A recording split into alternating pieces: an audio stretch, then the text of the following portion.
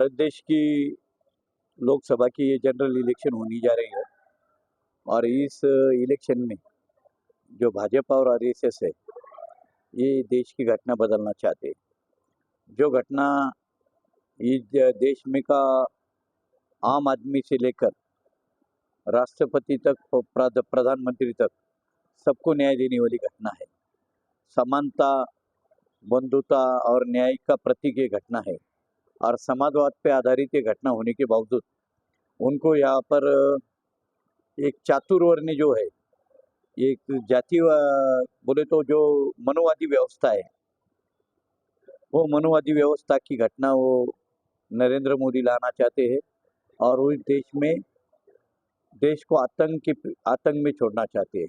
इसलिए हम नरेंद्र मोदी के बीजेपी को और आरएसएस वादी बीजेपी को हम यहाँ पर विरोध कर रहे हैं और आने वाले दिनों में 30 अप्रैल के दिन औरंगाबाद में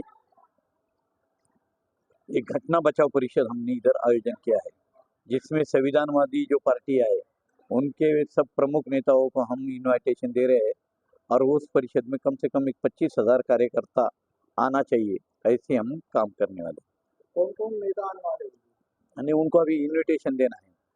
कहाँ पर है ये परिषद कालडा कॉर्नर पे शाम में 6 बजे होंगे। 400 पार का जो नारा लगाया है बीजेपी ने, इसे आप कैसे देखते हैं?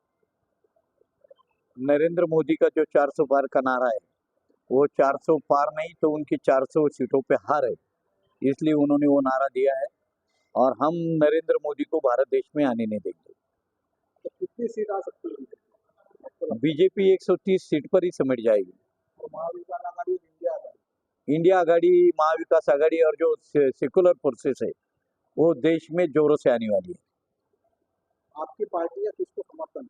हमारे पार्टी का जो सेकुलर पार्टियां है और जो संविधानवादी पार्टी है उनको हम सपोर्ट करेंगे। घटना बचाओ परिषद में हम उसका निर्णय लेने जा रहे हैं।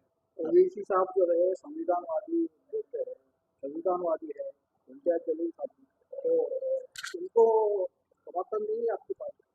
उनके बारे में हम हमारे पार्टी में डिस्कस करके निर्णय लेंगे ना।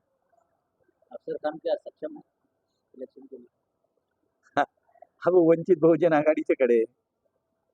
अब वो वंचित बहुजन आघाड़ी और हमारी पार्टी अलग है, इसलिए उनको हमारे समर्थन की क्या जरूरत है। तो औरंगाबाद लोकसभा से किसको समर्थन मिल सकता है आपकी पार्टी? वो अभी बचाओ परिषद में हम निर्णय लेने वाले हैं। आपका नाम? रमेश गायकवाड, जिला परिषद सदस्य, मराठवाडा बहुजन विकास आघाड़ी।